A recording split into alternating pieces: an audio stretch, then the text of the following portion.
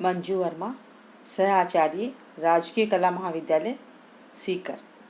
आज का विषय है सिंधु घाटी सभ्यता। हमारे देश की सुविकसित सभ्यता एवं संस्कृति का इतिहास सिंधु घाटी की सभ्यता से प्रारंभ होता है, जो वैदिक सभ्यता से भी प्राचीन है। क्योंकि इस सभ्यता के अधिकांश भग्नावशेष सिंधु तथा उसकी सहायक नदी की घाटियों में उपलब्ध हुए हैं, इसलिए इसे सिंधु घाटी की सभ्यता के नाम से पुकारा जाता है। इसे हड़प्पा संस्कृति भी कहते हैं। इसका महत्व भारतीय इतिहास में इसलिए भी है क्योंकि इस सभ्यता की खोज से पूर्व मौर्य काल से पहले की पुरातात्विक सामग्री के विषय में अत्यंत अल्प जानकारी उपलब्ध थी। मिस्र, सुमेर, मेसोपोटामिया एवं क्रीट और अत्यंत प्राचीन सभ्यताओं की तुलना में भारतीय सभ्यता का विशेष महत्व न था, किंतु सिंधु सभ्यता की खोज ने भारतीय इतिहास एवं संस्कृति में एक सुनहरा अध्याय जोड़ दिया। अगला टॉपिक है सिंधु सभ्यता की खोज। अब से 70 वर्ष पूर्व तक सिंधु सभ्यता के विषय में लेश मात्र भी ज्ञान नहीं था तथा यह सभ्यता अतीत के खंडरों में विलुप्त थी। 1921 ईस्वी तक यह सामान्य धारणा थी कि भारत की प्राचीन सभ्यता आर्यों की वैदिक सभ्यता है, किंतु सिंधु सभ्यता की खोज ने इस धारणा को असत्य प्रमाणित कर दिया। इसके अवशेष सिंधु नदी घाटी में, जो अब पाकिस्तान में है, विस्तृत भूभाग में टीलों के रूप में प्राप्त हुए हैं। 1921 ईस्वी में राय बहादुर साहनी ने हड़प्पा नामक स्थान व सर्वप्रथम 1922 में राखलदास बनर्जी ने हड़प्पा से 640 किलोमीटर दूर मोहनजोदड़ो में उत्खनन के द्वारा अवशेष प्राप्त किए हैं। मोहनजोदड़ो यानी मृतकों का टीला। अगला टॉपिक है सिंधु सभ्यता का काल। इसके काल के बारे में विद्वानों में भारी मतभेद है।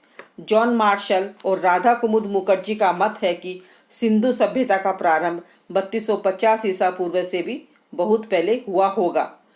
बलूचिस्तान एवं मकरान में मिली पुरातात्विक वस्तुओं के आधार पर भी यह माना जाता है कि सिंधु सभ्यता का प्रारंभ ईसा पूर्व 4000 वर्ष पूर्व क्वेटा, अमरी, नाल, कुल्लीझौ आदि स्थानों पर ग्राम्य बस्तियों के रूप में हो गया था। राधाकृष्ण की मान्यता है कि सिंधु सभ्यता 3500 ईसा पूर्व से 2250 ईसा पूर्व के मध्य अपने चरम सीमा पर पहुंच चुकी थी, परंतु सर मॉर्टिमर व्हीलर इस सभ्यता को 2500 ईसा पूर्व से 1500 ईसा पूर्व के मध्य की मानते हैं। डॉक्टर फ्रैंकफर्ट ने इसका काल 2800 ईसा पूर्व का माना है, जो डॉक्टर फब्री व इसका समय 2800 से 2500 ईसा पूर्व माना है। नवीनतम खोजों के आधार पर डॉक्टर मैके ने भी डॉक्टर फब्री के मत की पुष्टि की है। पुरानी वस्तुओं के काल को जानने की विज्ञान सम्मत कार्बन 14 परीक्षण परिणाम के अनुसार सिंधु सभ्यता का विकास काल 2400 ईसा पूर्व से 1750 ईसा पूर्व माना जाता है। नेक्स्ट टॉपिक है सिंधु सभ्यता के निर्माता। इस सभ्यता के निर्माता कौन थे, यह प्रश्न आज भी विवादास्पद बना हुआ है। इसमें विद्वानों के 3 मान्यताएं विद्यमान हैं। पहली है ये लोग मिश्रित जाति के थे, दूसरी ये लोग द्रविड़ थे और तीसरी ये लोग आर्य थे। पहली सभ्यता के समर्थक कर्नल स्टुवेल और डॉक्टर गुहा का कहना है कि यह नगरीय सभ्यता थी और आजीविका की तलाश में अनेक प्रजातियों के लोग यहाँ आकर बस गए थे। खुदाई से प्राप्त नर कंकालों की शारीरिक बनावट के विश्लेषण के आधार पर मानव शास्त्रवेताओं ने भी सिंधु सभ्यता का विकास करने वाले लोगों को 4 नस्लों आदि, आग्नेय, मंगोलियन, भूमध्य सागरीय तथा अल्पाइन से संबंधित बतलाया है।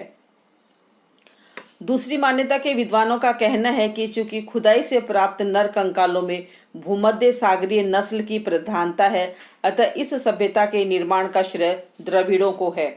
ये लोग द्रविड़ यानी भूमध्य सागरीय नस्ल की ही एक शाखा थे, डॉक्टर जॉन मार्शल और प्रोफेसर चाइल्ड के अनुसार। तीसरी मान्यता के विद्वानों का लक्ष्मण स्वरूप रामचंद्र शंकरानंद दीक्षित तथा पुसालकर के अनुसार इस सभ्यता के निर्माता आर्य थे।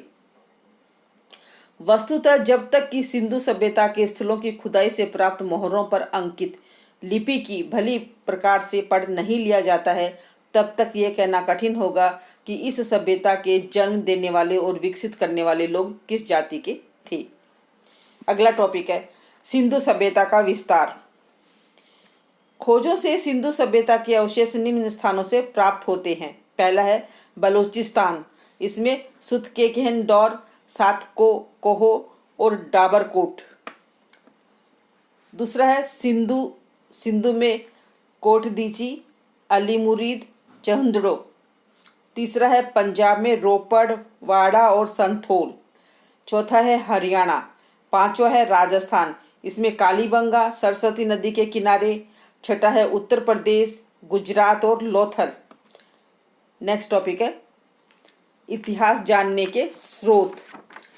सिंधु सभ्यता के विषय में जानने के लिए स्रोतों का अत्यधिक अभाव है। मुद्राओं पर अंकित शब्दों के अतिरिक्त कोई अन्य लिखित सामग्री जो सिंधु सभ्यता पर प्रकाश डालती है उपलब्ध नहीं है। मुद्राओं पर लिखित भाषा का भी अनवरत प्रयत्नों के उपरांत भी अभी तक पढ़ा नहीं जा सका है। ऐसी स्थिति में हमें सिंधु सभ्यता के विषय में जानने के लिए पूर्ण रूप से उत्खनन के द्वारा निकले नगर, मकान, पत्थर, प्रसाधन सामग्री के कंकाल, बर्तन, मुद्राओं आदि मूक सामग्री पर ही आधारित होना पड़ता है। नेक्स्ट टॉपिक है सामाजिक जीवन। समाज का स्वरूप या सामाजिक संगठन। सिंधु सभ्यता के स्रोतों से प्रतीत होता है कि तत्कालीन समाज वर्ग अथवा वर्णों में विभक्त नहीं था, किंतु अलग अलग परिवारों में रहने की व्यवस्था थी। घरों का निर्माण अत्यंत कुशलतापूर्वक किया जाता था। सिंधु समाज में सभी लोगों का सामाजिक स्तर एक समान नहीं था। समाज कई वर्गों में विभाजित था। इसमें पहला है विद्वान। इसमें ज्योतिषी, वैद्य तथा पुरोहित आते थे। दूसरा है योद्धा एवं प्रशासनिक अधिकारी। इसमें सुरक्षा एवं प्रशासनिक अधिकारी कार्यों में रत अधिकारी दूसरे वर्ग में आते थे। तीसरा है व्यवसायी। इसमें उद्योगपति एवं व्यापारी आते थे। चौथा है श्रमजीवी। इसमें किसान, मछुआरे, मजदूरी करने वाले इत्यादि आते थे। सिंधु सभ्यता के क्षेत्रों से प्राप्त नारी के अनेक मूर्तियों से विदित होता है कि इतिहासकारों का विचार संभवतः इस सभ्यता के अंतर्गत समाज मात्र प्रधान था। खान पान। सिंधु सभ्यता के खान पान का स्तर निश्चय ही उच्च स्तर का रहा होगा। इनका मुख्य आहार गेहूं, जौ, चावल, मटर, दूध तथा दूध से निर्मित खाद्यान्न, सब्जी, फल, फल के अलावा गाय, भेड़, मछली, कछुए, मुर्गे आदि वस्तुओं के मांस का भी सेवन करते थे। सिंधु वासियों में मद्यपान की प्रथा थी अथवा नहीं, यह कहना भी कठिन है। अभी इस संबंध में कोई ठोस प्रमाण उपलब्ध नहीं हो पाए हैं। तीसरा है वेशभूषा एवं आभूषण। सिंधु सभ्यता के समय कोई भी कपड़ा उपलब्ध नहीं होता था। तात्कालीन मूर्तियों से ज्ञात होता है कि शरीर पर दो कपड़े धारण किए जाते थे। प्रथम एक आधुनिक शॉल के समान कपड़ा होता था, जिसे बाएं कंधे के ऊपर भाग तथा दाहिनी भुजा के नीचे से निकालकर पहनते थे, ताकि दाहिना हाथ कार्य करने के लिए स्वतंत्र रहे। दूसरा वस्त्र जो शरीर पर नीचे पहना जाता था, आधुनिक धोती के समान होता था। स्त्री व पुरुषों के वस्त्र विशेष अंतर नहीं होता था। सूती व ऊनी वस्त्र का प्रचलन था। नारियों में आकर्षक केश विन्यास की प्रथा थी। वे अपने बालों को जूड़ा बनाती थी तथा कभी कभी अपनी चोटी को शीश पर कई व्रतों में लपेट लेती थी। पुरुषों के बाल पीछे की ओर मुड़े हुए होते थे, जिन्हें काटा भी जाता था। पुरुष दाढ़ी और मूछें दोनों रखते थे। नेक्स्ट चौथा है प्रसाधन सामग्री। स्त्रियों में काजल, सूरमा, सिंदूर, बालों में पिन, इत्र, पाउडर का प्रयोग होता था। इतिहासकार मैके के अनुसार वे लिपस्टिक का भी प्रयोग करती थी। स्त्री पुरुष दोनों को इस श्रृंगार प्रसाधन में रुचि थी। खुदाई में कंठाहार, कर्णफूल, हंसली, बाजूबंद, कड़े, छल्ले, अंगूठियां, पाजेब तथा नाक में पहनने के आभूषण मिले हैं। ये विभिन्न धातुओं के बने होते थे। धनी वर्ग के लोग सोने, चांदी, मणि माणिक्य के आभूषण पहनते थे। गरीब लोग तांबा, मिट्टी, हड्डी के आभूषण पहनते थे। नेक्स्ट है आमोद प्रमोद के साधन।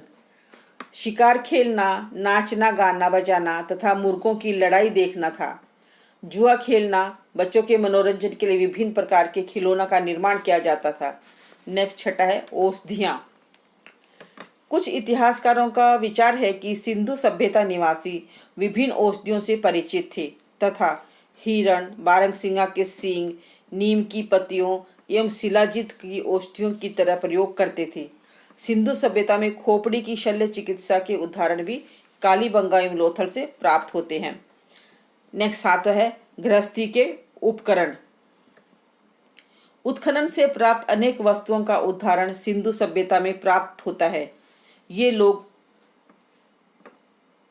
कड़े, कलश, थाली, गिलास, चम्मच, मिट्टी के कुल्हड़ तथा कभी कभी सोने, चांदी अथवा तांबे के बने बर्तनों का प्रयोग करते थे। लाल, काले, कत्थई अथवा पीली मिट्टी के बने बर्तन होते थे। चाकू, छुरी, तकली, सुई, मछली पकड़ने के कांटे, कुल्हाड़ी आदि धातु बने होते थे।